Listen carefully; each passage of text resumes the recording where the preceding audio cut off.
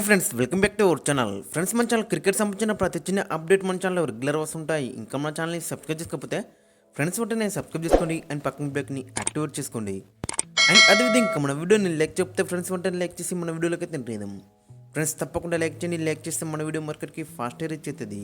ఇక బంగ్లాదేశ్తో జరిగిన first T20 మ్యాచ్లో మనోళ్ళు రెండు డిపార్ట్మెంట్లు కూడా ఇరగదీసిలని చెప్పుకోవచ్చు. ఓవరాల్ అక్కడ మనం చూసుకుంటే 7 వికెట్ల తేడాతో అయితే మ్యాచ్ అయితే గెలుచుకున్నారు. ఇక 49 బాల్స్ అయితే మిగిలే ఉన్నాయి. ఇక మన వాళ్ళు అక్కడ టాస్ గెలిచి ఫస్ట్ బౌలింగ్ అయితే తీసుకున్నాడు అక్కడ కెప్టెన్ సూర్యకుమార్ యాదవ్. మరి పిచ్చుకు తగ్గట్టు అక్కడ తీసుకున్నాడని చెప్పుకోవచ్చు. ఎందుకంటే కొత్త స్టేడియం, కొత్త పిచ్చు, మరి ఇంతవరకు కూడా ఇంటర్నేషనల్ మ్యాచ్ అయితే జరగలేదు ఇక్కడ, కాబట్టి మరి సరైన డిసిషన్ అయితే తీసుకున్నాడని చెప్పుకోవచ్చు. ఇక మన వాళ్ళు మాత్రం ఇరగదీసిలని చెప్పుకోవచ్చు. ముఖ్యంగా హర్షదీప్ సింగ్ 3 వికెట్లు తీసుకున్నాడు. మరి అక్కడ పవర్ ప్లేలో అక్కడ 2 వికెట్లు తీసుకున్నాడు. ఇక తర్వాత వరుణ్ చక్రవర్తి ఫస్ట్ ఓవర్ కొంచెం ఎక్స్పెన్సివ్గా ప్రూవ్ అని తర్వాత మంచి కంబ్యాక్ చేసిండు. తను కూడా 3 వికెట్లు తీసుకున్నాడు. ఇక అందరం ఇంట్రెస్టింగ్గా చూస్తున్న మయాంక్ యాదవ్ ఫస్ట్ ఓవరే మెడిన్ ఓవర్ వేసిండు. కొంచెం పేస్ అయితే కొంచెం మనం ఐపీఎల్లో చూసినట్టయితే 150 క్లిక్స్ అయితే మనకైతే కనవలేవు.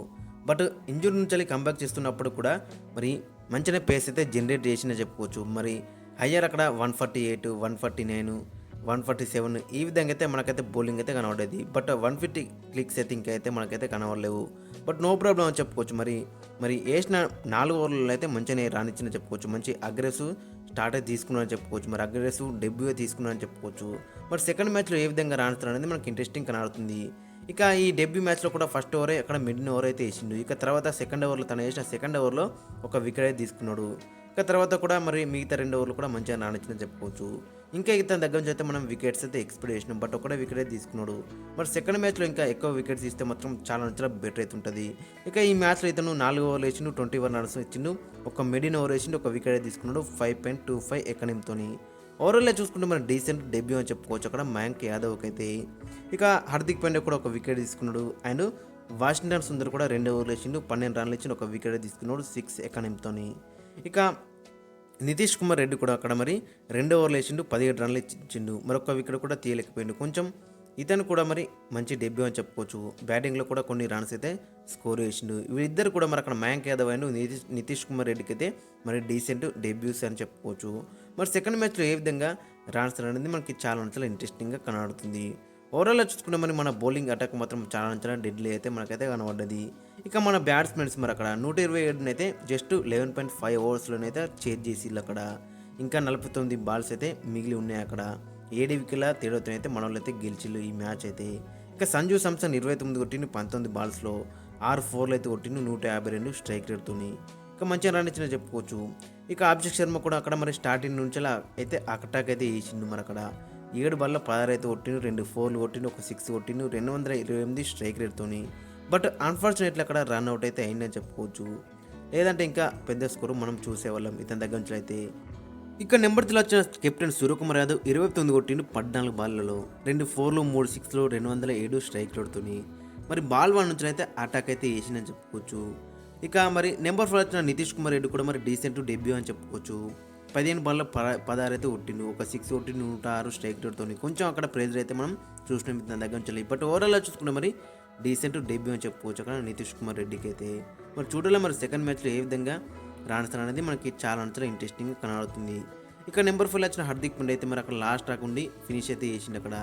39 కొట్టిండు 16 బాల్స్లో, ఇక 5 4లు, 2 6లు, 243 స్ట్రైక్ రేట్తో. ఇక బౌలింగ్లో కూడా అక్కడ 4 ఓవర్లు వేసిండు, 26 రన్లు ఇచ్చిన, ఒక వికెట్ తీసుకున్నాడు 6.5 ఎకనీమ్తో. ఓవరాల్గా చూసుకునే మరి ఆల్రౌండ్ ప్రదర్శన అయితే మనకు కనబడేది హార్దిక్ పాండ్యా దగ్గర నుంచి.